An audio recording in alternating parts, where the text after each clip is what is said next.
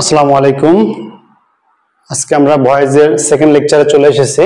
তো সেকেন্ড লেকচারে আমরা দেখছি পাস্ট ইনডিফিনিট টেন্স। প্রথম লেকচারে প্রেজেন্ট ইনডিফিনিট টেন্সের ভয়েস শিখছি। তো পাস্ট ইনডিফিনিট টেন্সে অ্যাক্টিভ থেকে প্যাসিভ ভয়েস করতে গেলে বাড়তি হিসেবে আমার ওয়াজ অথবা ওয়্যার আসবে। সো আমরা উদাহরণ দেখি। উই স দেম, আমরা তাদেরকে দেখেছিলাম। This is a past indefinite tense because we subject see saw seen saw v2 of the present form and them হচ্ছে অবজেক্ট, তাহলে এটা সাবজেক্ট v2 অবজেক্ট। সো এটা past indefinite tense.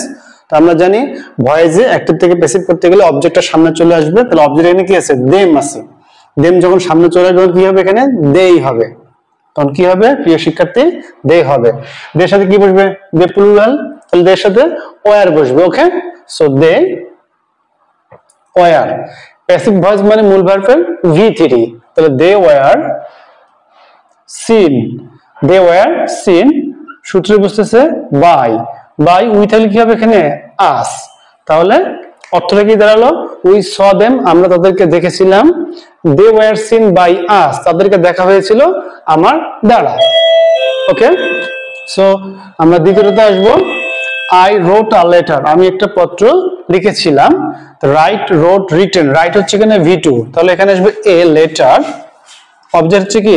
A letter. A letter কিন্তু singular. A letter object এখানে singular, তাহলে সাথে কি বসবে? ওয়াজ। তাহলে A letter was written. Okay, right, wrote, written. Passive মানে মূল ভার্বে কি করতে হবে? v3। তারপরে প্যাসিভ করতে গেলে সূত্রে একটা বাই আসবে। আই এর অবজেক্ট কি? মি। তাহলে পাস্ট ইনডিফিনিট টেন্সের ভয়েস এর আমরা এটা শিখলাম। ফিউচার ইনডিফিনিট টেন্স, তো আমরা জানি ফিউচার ইনডিফিনিট টেন্সে অ্যাক্টিভ থেকে প্যাসিভ করতে গেলে বি আসবে, বি আসবে। তো আমরা দেখি she will draw a picture, সে একটি ছবি আঁকবে। তো শি হচ্ছে এখানে সাবজেক্ট, শি এখানে সাবজেক্ট, উইল হচ্ছে অক্সিলারি ভার্ব। ফিউচার ইনডিফিনিট টেন্সের auxiliary verb draw v1, draw, drew, drawn. v1 a picture হচ্ছে এখানে অবজেক্ট। সো অবজেক্টটা সামনে আসবে a picture. Okay, a picture auxiliary verb যেটা আছে এটা থাকবেই। ওকে, উইল থাকলো, এই উইলটা এখানে চলে আসলো। ওকে, আ পিকচার উইল। অ্যাক্টিভ থেকে প্যাসিভ করতে গেলে বাড়তি হিসেবে একটি অক্সিলারি ভার্ব আসবে, সেটা হচ্ছে বি। সো এখানে বি আসলো, আ পিকচার উইল বি।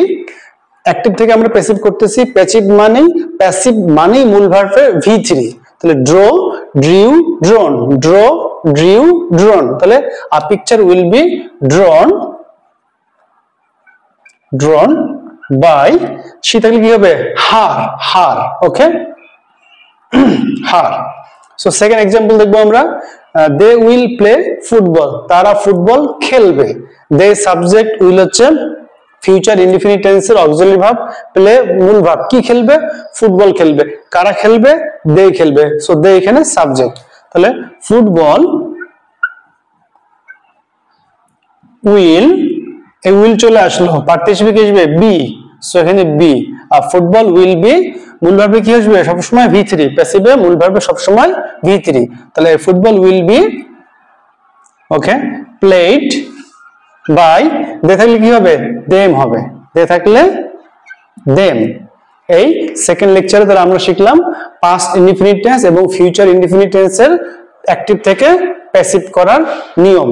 যদি এই ভিডিও থেকে তোমরা এতটুকু উপকৃত হও, তাহলে আমার ফেসবুক পেজটাকে তোমরা ফলো করবে এবং ইউটিউব চ্যানেলকে তোমরা সাবস্ক্রাইব করবে। ধন্যবাদ সকলকে ভিডিওটা দেখার জন্য।